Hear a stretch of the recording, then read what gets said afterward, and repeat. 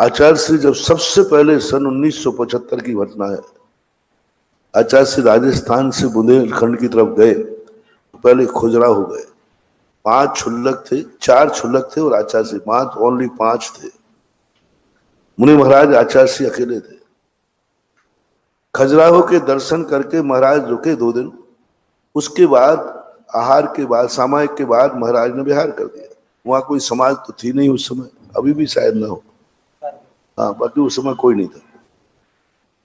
अब वो वहां मैनेजर के जुम्मे रहता था। अब साधु पहले मैनेजर को बोला था, भैया मेरा विहार करा दो।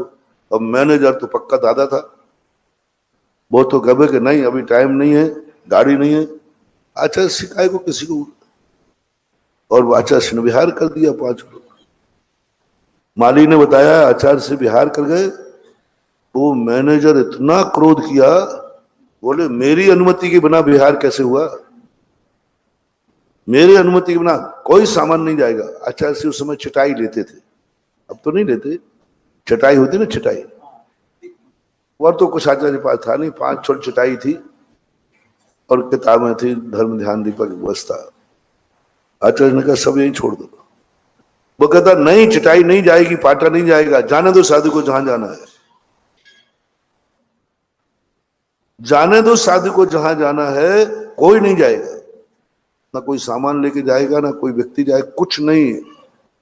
5 साधु अपना पिछी कमंडल लेकर अकेले विहार कर रहे हैं। और मैनेजर ने एक भी व्यक्ति को नहीं जाने दिया। कसाई आगे, मेरी अनुमति के बिना विहार क्यों हुआ? साधु चलते गए।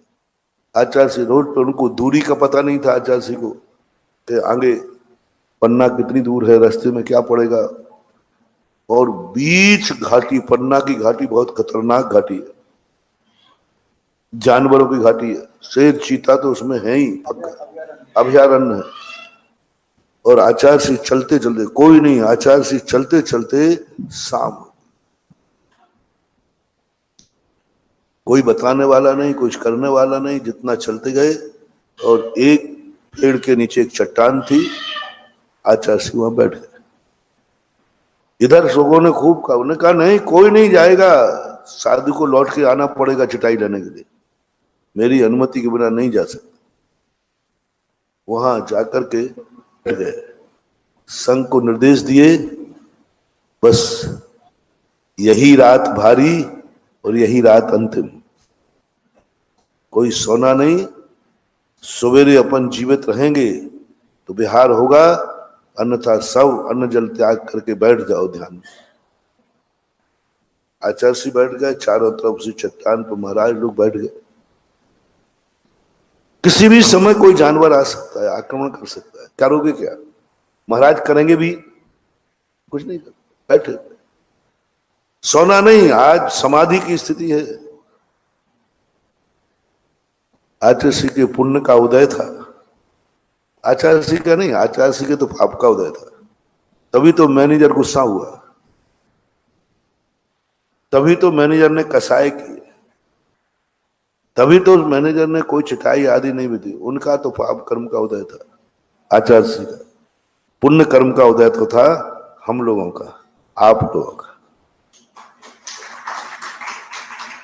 हम लोग उस समय में संग में नहीं था। इन 350 लोगों का पुण्य का उदय था, सारे मुनि भक्तों के पुण्य का उदय था, श्रमण संस्कृति के पुण्य का उदय था। ये आचार्य श्री के पाप कर्म का उदय प्रभावकारी नहीं हो पाया, और हम लोगों का पुण्य इतना प्रबल था कि एक भी जानवर रात में नहीं आए। मैं इसे आचार्य श्री का पुण्य नहीं मानता हूं। उज्जवल को कुछ हो जाता है तो इन 350 का क्या होता? इन अनगढ़ पत्थरों को मूर्ति कौन बनाता?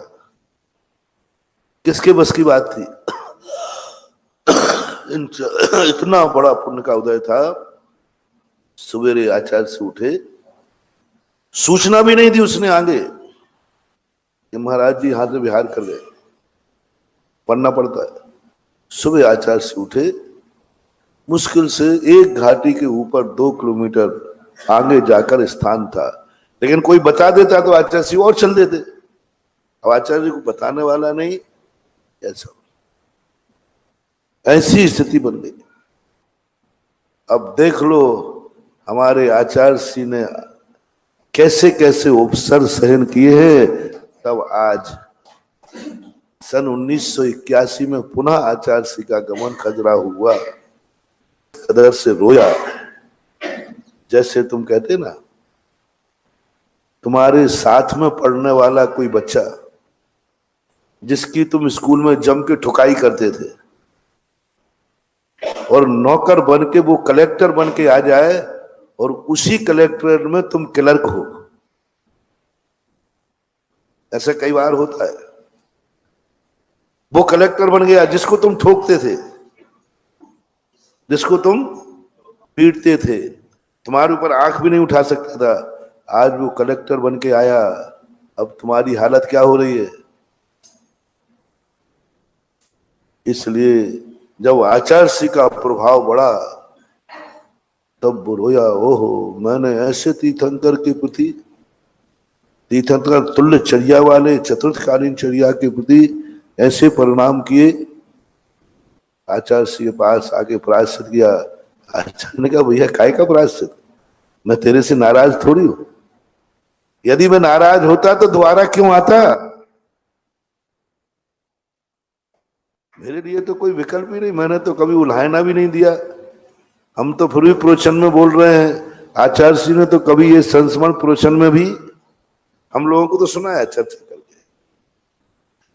जब दोबारा खजुराहो जब गए थे, हम साथ में थे दूसरी बार 81 में। उस समय आचार्य सिंह ने वो घाटी बताई, ये घाटी हमारा समाधि स्थल है। तो हम लोग समझे नहीं कि समाधि स्थल कहते माने समाधि स्थल होता तो आप जिंदा कैसे रहते। समाधि स्थल में तो बच्चे आप तो जिंदा हो, काय का समाधि। तो हम लोग तो महाराज जी कैसे बोल रहे, बोले हाँ एक बार मैं समाधि ले चुका हूं, लेकिन वो समाधि सफल नहीं हो पाई। देखो उनकी तो यही कहेंगे सफल नहीं हो पाई, लेकिन अपन लोग तो यही कहेंगे अच्छा रहा वो विफल